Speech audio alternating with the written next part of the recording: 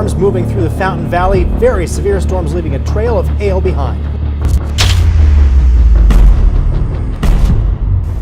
It already appears the damage total will make it one of the most costly storms in the past 20 years. I started from my basement as a contractor and eventually grew it to 18 states and 173 million in sales.